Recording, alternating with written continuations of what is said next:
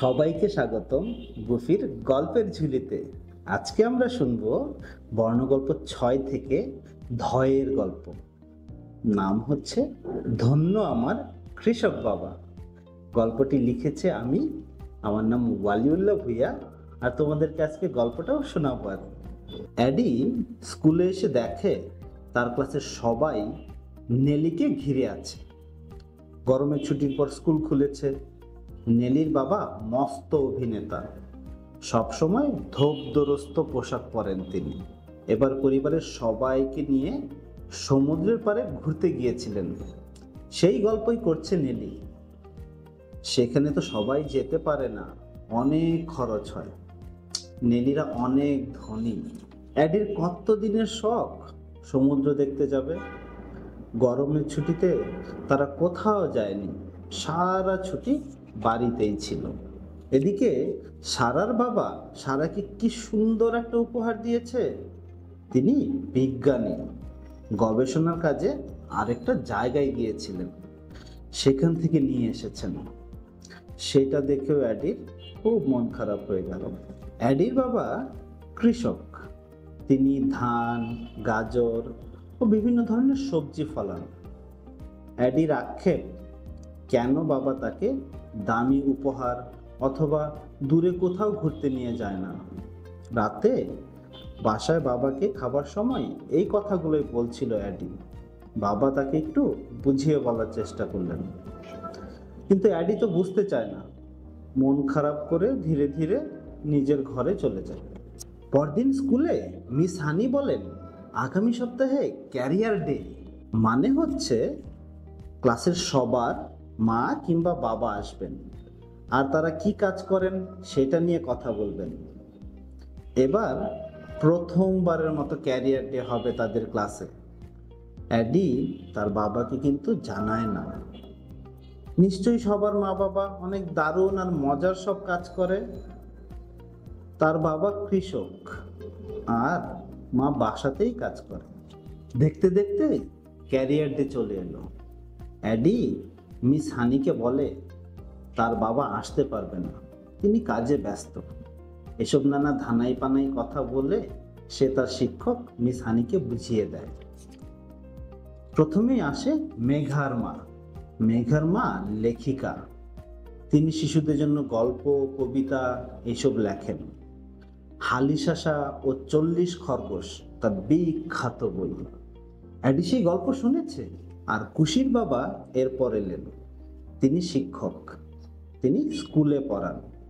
স্কুলে বিভিন্ন বিষয় শেখানো হয়।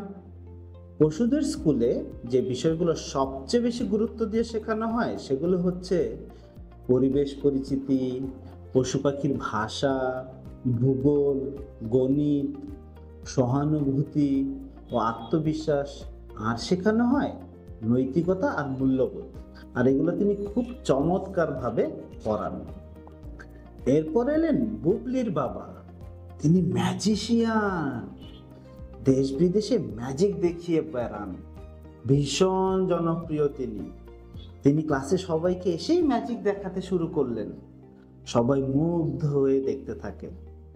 আর বুবলির বাবা আর খুশির বাবা ছোট্টবেলার বন্ধু। আর কপুর বাবা হচ্ছে আর্কিটেক্ট, তিনি বিভিন্ন পশুদের ঘর বাড়ি ডিজাইন করে দেন।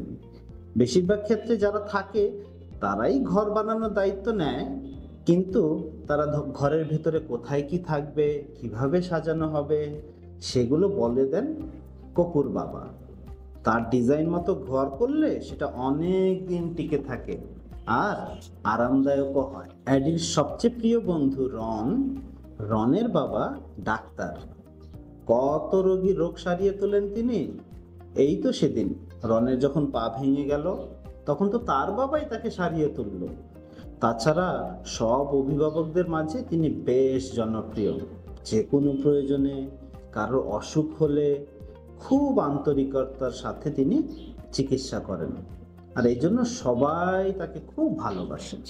রাফির মা গায়িকা। রাফির মাকে নিয়মিত বিভিন্ন চোখ ধাঁধানো টিভি প্রোগ্রামে দেখা যায়। রাফি আর তার মা মিলে এখন বিভিন্ন ধরনের গানের ভিডিও তৈরি করে। অ্যাডি আর ক্লাসের সবাই সেই ভিডিওগুলো নিয়মিত দেখে। অ্যাডির এমন ভিডিও তৈরি করতে খুব ইচ্ছে করে। এরপর একে একে বিজনেসম্যান, সাংবাদিক, সেরা খেলোয়াড় এরকম আরও অনেকেই এলেন। সবার কথা শুনে অ্যাডি মনে মনে ভাবে, ভালোই হয়েছে বাবাকে না বলে। বাবা তো কৃষক, খালি গাজর আর সবজি ফলায়। এরা সবাই কত মজার সব কাজ করে। কিছুদিন পর অ্যাডিদের জঙ্গলে ভয়ঙ্কর আগুন লাগে। আগুন আর ধোঁয়ায় চারদিক অন্ধকার হয়ে যায়। সেই আগুনে জঙ্গলের অনেক জায়গা পুড়ে যায়। যেখানে খাবার চাষ হয় প্রাণীদের, সেই সব খাবার সব ধ্বংস হয়ে যায়। আর তাতে কিছুদিনের ভেতরেই খাবারের সংকট দেখা দেয়। জিনিসপত্রের দাম ধুপধাপ অনেক বেড়ে যায়। খাবার কিনতে অনেক খরচ হচ্ছে। নিজেরা খুঁজে খুঁজেও আর ঘাস, সবজি, ফলমূল কিচ্ছু পাওয়া যাচ্ছে না। অ্যাডির বাবা খুব ব্যস্ত হয়ে পড়েন। প্রায় দিনেই রাতে ফিরেন না। কি সব গবেষণার কাজ করছে। তার মতো সব কৃষকরা একসাথে কাজ করছে এই খাবারের সমস্যা সমাধানের জন্য। একদিন অ্যাডি আর তার মা যায় অ্যাডির বাবার ফার্মে। সেখানে গিয়ে দেখে ধুমধুমার কাণ্ড। অ্যাডির বাবার সাথে আরো অনেক কৃষক কাজ করছে। অ্যাডির বাবা তাকে পুরো ফার্মটা ঘুরিয়ে দেখায়। ফার্মের আবার একটা ল্যাব আছে। সেখানে বড় বড় জাতের মিষ্টি গাজর, ধুন্দল, ধানি মরিচ সহ নানা সবজি নিয়ে গবেষণা করছেন বাবা। এক জায়গায় গবেষণা হচ্ছে সার নিয়ে। সার দিলে অনেক তাড়াতাড়ি সবজি, শস্য এগুলো বড় হয়। নতুন জাতের সব গাজর, সবজি এগুলো বাবা আর তার সহকারীরা জমিতে লাগাচ্ছে। তারপর গোড়ায় দিচ্ছে সার। এভাবে তারা অনেক বেশি সবজি তাড়াতাড়ি ফলানোর কাজ করছে। অ্যাডি তো ভীষণ অবাক হয়। তার বাবা কত দারুণ জিনিস করছে। বাবা সেদিন অ্যাডির সাথে আর বাড়ি ফিরতে পারেননি। আরও কাজ আছে। সবার খাবার জোগাড় দিতে গিয়ে বাবাকে আরো অনেক কাজ করতে হবে। বাড়ি ফিরে যেতে যেতে অ্যাডি ভাবে, বাবার কাজগুলো তো অনেক মজার, অথচ এতদিন সে কি ভেবে এসেছে, আর এতে কত উপকার হয় সবার। আর এটা ভাবতেই তার বাবা আর তার কৃষি কাজের প্রতি তার খুব গর্ব হলো। দেখতে দেখতে খাবার সমস্যা কেটে গেল। অ্যাডির কৃষক বাবার গবেষণার কারণে এখন সবাই অনেক বেশি খাবার পাচ্ছে। অ্যাডি এখন একটু লজ্জিত, কারণ তার বাবার কাজকে সে এতদিন ছোট ভেবে এসেছে বলে। সে তাই তার বাবার জন্য একটা ধন্যবাদ জানিয়ে কার্ড বানিয়েছে তার বাবার সফল গবেষণার জন্য। সকালে সেই কার্ডটা নিয়ে খাবার টেবিলে যেতেই অ্যাডি দেখে বাবা আর মা উত্তেজিত হয়ে পত্রিকায় কিছু দেখছে। সেখানে বাবা আর তার সহকারী কৃষকদের নিয়ে খবর ছাপা হয়েছে একদম প্রথম পাতায়। কিভাবে তারা তাদের দারুণ গবেষণা দিয়ে সবার খাবারের অভাব দূর করেছে সেটা নিয়েই নিউজ এসেছে। রাতের বেলা অ্যাডি পত্রিকাটা সবার থেকে লুকিয়ে তার ঘরে নিয়ে আসে।